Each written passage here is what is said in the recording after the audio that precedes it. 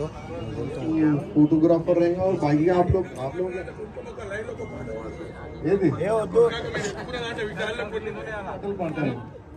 కానీ అంటే పోయే సంవత్సరం తెలుగు తీసినాం. ఆ తెలుగు పాట పాడడానికి నాకు 5 days పడింది తెలుసా.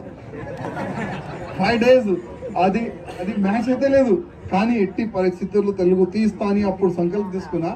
ఇప్పుడు జస్ట్ 2 days లోనే ఆ పాట కంప్లీట్ చేసిన ఈ సంవత్సరం.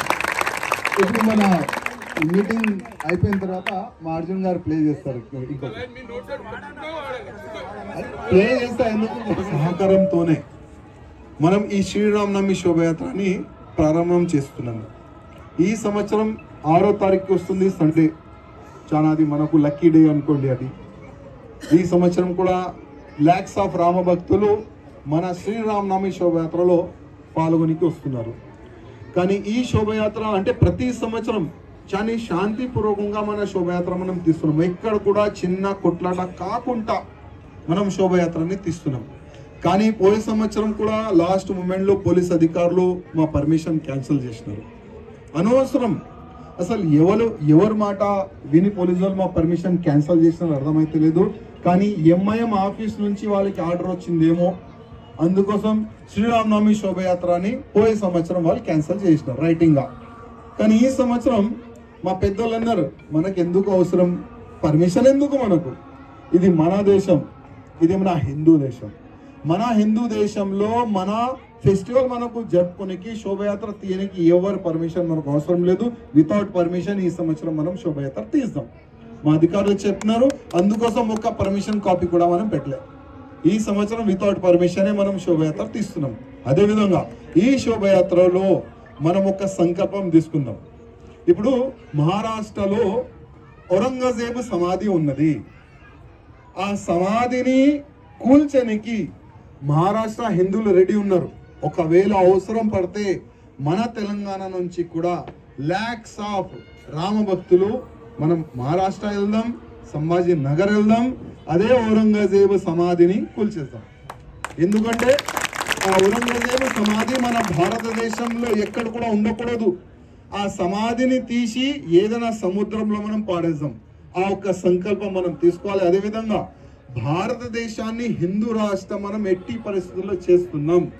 ఎందుకంటే నెక్స్ట్ ఈ ఎలక్షన్ అయిపోయింది కదా, 3వసారి ప్రధానమంత్రి మోదీ గారు అయిపోయినారు కదా.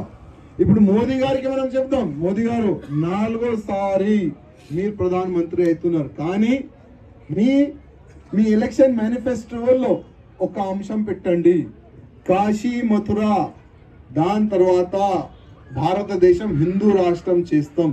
అది కూడా మేనిఫెస్టోలో వేస్తే చాలా బాగుంటుందని మనమందరం సోషల్ మీడియా పరంగా మోదీ గారికి రిక్వెస్ట్ చేస్తున్నాం.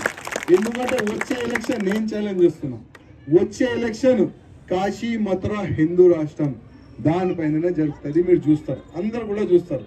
అదేవిధంగా ఇవాళ ఒక అయోధ్య అంటే అయోధ్యలో భవ్యమైన రాముడి గుడి కడితేనే ఈ ఔరంగజేబు కొడుకులు, ఆ బాబర్ కొడుకులు పరేషాన్ ఉన్నారు.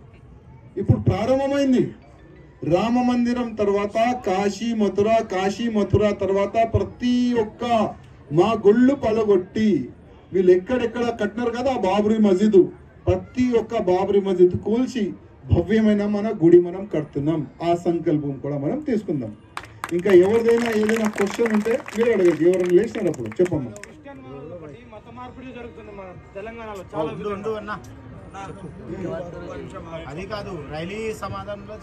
చెప్పు.